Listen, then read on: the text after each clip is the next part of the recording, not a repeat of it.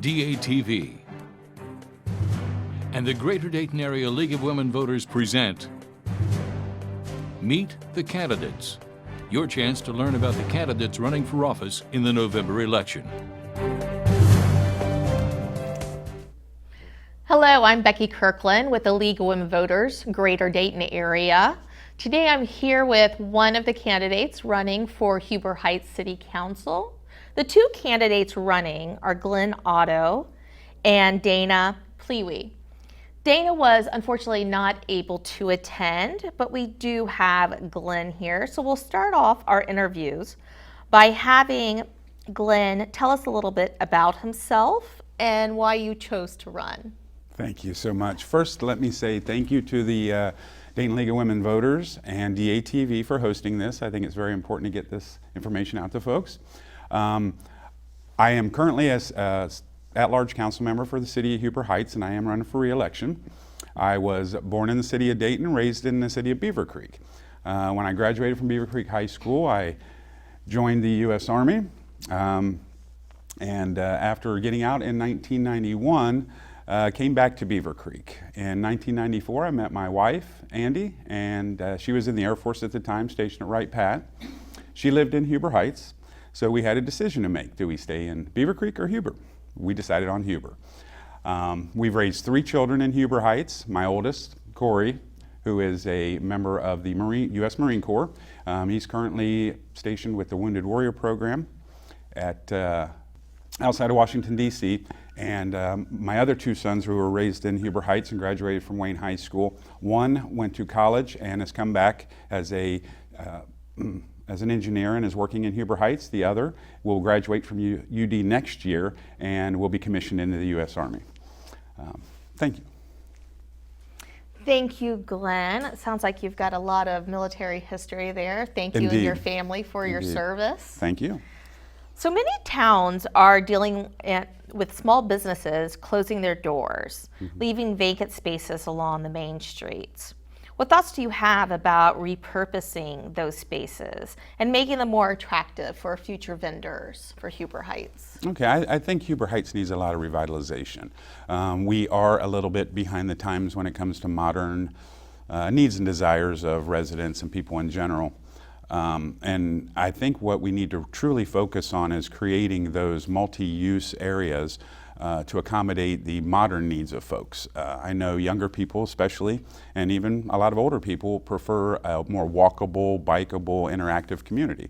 I would like to see Huber Heights push in that direction, especially since we don't necessarily have a downtown area, but we certainly have a center of the city at Chambersburg and Brant Pike, which was the focus of a study.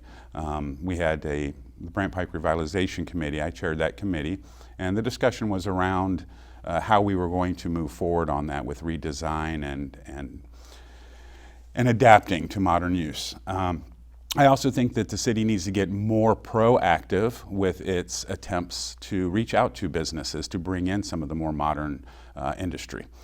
We currently have lots of shopping. We have plenty of dining.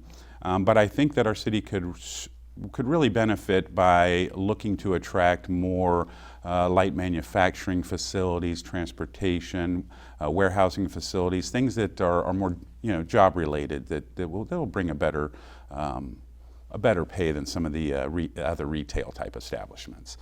And moving that forward as well, I work with a lot of different entities, one of which is the National League of Cities. I'm a vice chair for their Transportation and Infrastructure Services Committee. And working with them, that allows me to gain a lot of knowledge on what's happening around the country, what the trends are, where we're at, and be involved in conversations on a national level as to where we may need or want to go with transportation and infrastructure, which is very important today in all of our country. So I hope that addresses that a little bit. Yes, definitely, definitely. Thank you. So, next question. Sure. Citizens don't often believe elected officials listen to their suggestions or their needs. How would you, as a council member, reach out to the citizens of Huber Heights? I tend to agree with that statement, actually. Prior to being elected, I served on a couple of different boards and commissions with the City of Huber Heights. I was on the Board of Zoning Appeals, and I was on the Ordinance Review Commission as well. It's always been very important for me to be involved within the community. I volunteer with a lot of local organizations, donated money to those organizations, and work with them on a regular basis to stay in contact with them to understand the needs of our resident community and our business community. I personally think that it's very important, again, to have that involvement. I think that a lot of our own city council members could take that advice and get more involved as well. Since I've been on council, I have made it very much a job to ensure that I am out and involved with folks. I think if you were to poll the average citizen in Huber Heights, you would find that I am one of those council members that is highly involved, very visible around the community, and open to any communication that anyone wants to have with me. Again, I think it would certainly behoove our entire city for more of our council members to get involved in that way.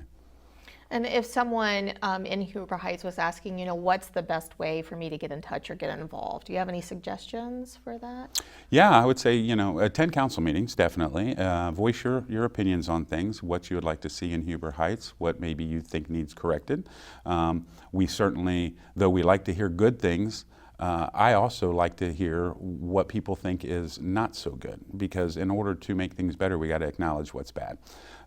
So come to council meetings, reach out. You can reach out via email.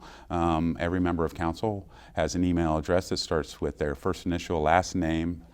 Mine would be gotto@hhoh.org. Call.